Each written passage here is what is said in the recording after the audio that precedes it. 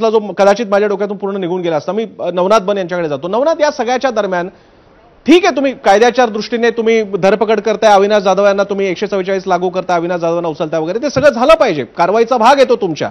पण मग याच न्यायाने ज्या निशिकांत दुबेंच्या वक्तव्याने मराठी मन इतकं संतप्त झालेलं आहे त्याचा निषेध भाजप करत नाहीये, त्याच्यावर पक्षांतर्गत शिस्तीची कारवाई झालेली नाहीये आणि फौजदारी कारवाई तर आणखी दूरची गोष्ट आहे। माझा तुम्हाला प्रश्न आहे, नेमकं निशिकांत दुबे बद्दलचं मग प्रेमाचं काय करायचं तुमच्या?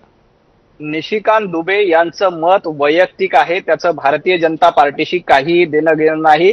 देवेंद्रजींबद्दल आणि आशिषजींनी त्याबद्दलची आपली भूमिका स्पष्ट केलेली आहे। सोयीनुसार कसं वैयक्तिक होऊ शकतं? सोयीनुसार नाहीये। निशिकांत दुबे यांच्या वक्तव्याची महाराष्ट्र सरकारने महाराष्ट्रातल्या मराठी माणसांनी सत्ताधारी पक्षांनी पेटवून ठेवलं पाहिजे। हा महाराष्ट्राचा अपमान होता, भारतीय जनता पार्टी हा मराठी माणसाचा अपमान होता आणि मराठी माणसासाठी सगळ्यात जास्त मराठी माणसाची सेवा आणि मराठी माणसाची नवनाथ निशिकांत दुबे नवनाथ या प्रश्नापासून असं मिटता येणार नाही। नवनाथ ऐका, नवनाथ एमपी स्वतःचं खासदारपद असं व्यक्तिगत घेण्याच्या वेळी बाजूला काढून ठेवता येतं का? आमचे कंपनी घेऊन गेले, आमचे पोर्ट घेऊन गेले, आमचे राज्याचे नेते पळून घेऊन गेले, आता फक्त घरातल्या बायका पळून नाही की तुम्ही ठेवले। मराठी माणसाचा अपमान कुणीही करत असेल, मग ते निशिकांत दुबे असतील, तेही भारतीय जनता पार्टीतील महाराष्ट्र सहन करणार नाही। म्हणजे काय करणार? नवनाथ बरोबर आहे, नवनाथ तुम्ही एकदम बरोबर बोललात, तुम्ही बरोबर बोललात। महाराष्ट्राचा अपमान होत असेल तर भारतीय जनता पक्ष सहन करणार नाही, मग नेमकं काय करणार? प्रसन्नजी माझं ऐकून घ्या,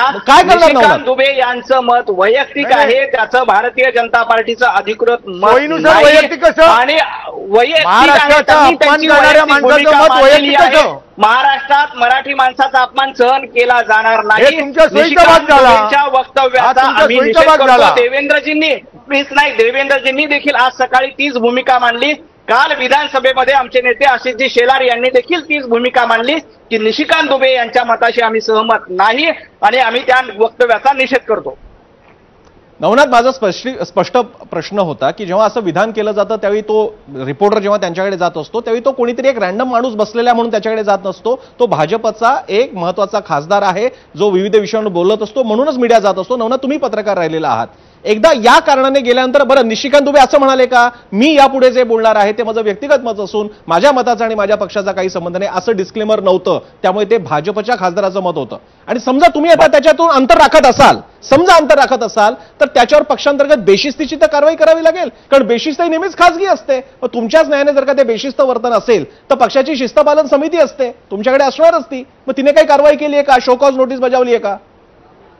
हे बघा, निशिकांत दुबे यांचं मत वैयक्तिक आहे, अगदी सुरुवातीपासून भारतीय जनता पार्टीने स्पष्ट केलेली आहे आणि त्याबद्दलचा कारवाईचा निर्णय देखील केंद्रीय पातळीवर घेतला जाईल, कारण ते खासदार आहे। आणि काल देखील आम्ही अतिशय स्पष्टपणे सांगितलंय की निशिकांत दुबे महाराष्ट्रामध्ये मराठी माणसाचा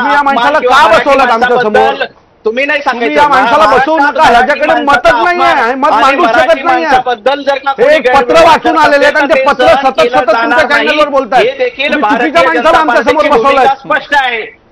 मी अविनाश जाधव यांच्याकडे जातो। अविनाश, मी आता तुमच्याकडे पूर्ण येतो, तुम्हाला जे बोलायचंय त्याबाबतीत सांगा। अविनाशी, या मोर्चानंतर आता पुढची दिशा काय आणि ज्या प्रकारे एकतर याच्यामध्ये सारखे आक्षेप